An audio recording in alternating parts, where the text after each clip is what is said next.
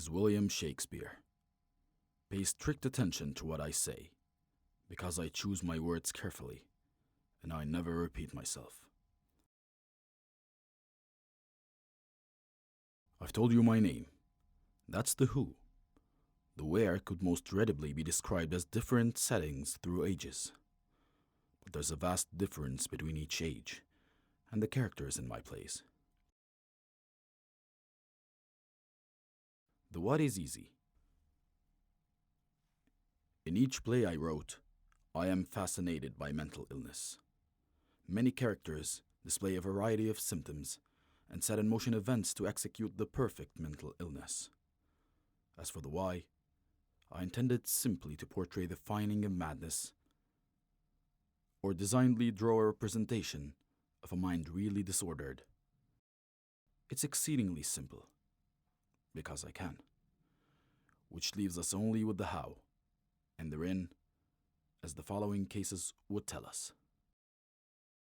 What is mental illness? Any of various conditions characterized by impairment of an individual's normal cognitive, emotional, or behavioral functioning, and caused by social, psychological, biochemical, genetic, or other factors, such as infection or head trauma. It is also called emotional illness, mental disease, mental disorder. In my works, many common mental illnesses reoccur in my popular tragedies, such as Romeo and Juliet, Hamlet, Macbeth, and Julius Caesar. Mental illnesses that appear more than once include schizophrenia, schizophrenia,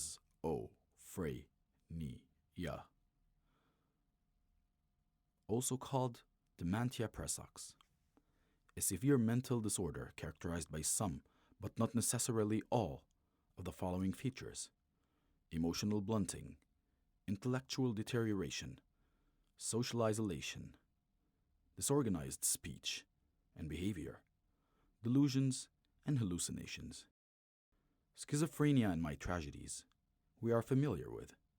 There are characters that show signs of having schizophrenia throughout the plays.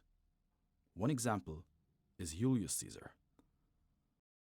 Let us not forget one of my favorites, borderline personality disorder. It is a common mental illness throughout. Symptoms include reckless or impulsive behavior, reoccurring suicidal behavior, unstable relations with other people.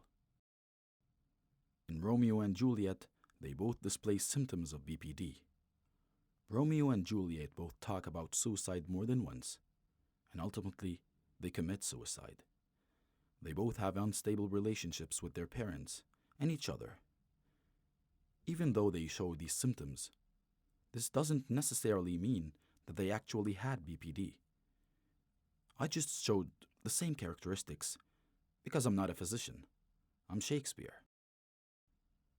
Well, of the sweetest mental illnesses I used to enjoy showing in my plays is depression. It is a medical illness that causes a persistent feeling of sadness and loss of interest. It does have physical symptoms too, and is a chronic illness that usually requires long-term treatment, like diabetes or high blood pressure. Most people with depression feel better with medication, psychological counseling, or other treatment.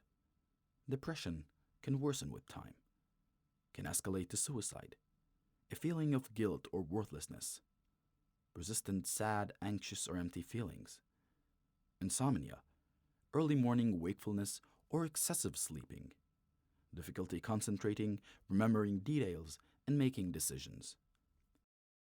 A prime example of this is in Romeo and Juliet. Romeo is depressed over his love for Rosaline.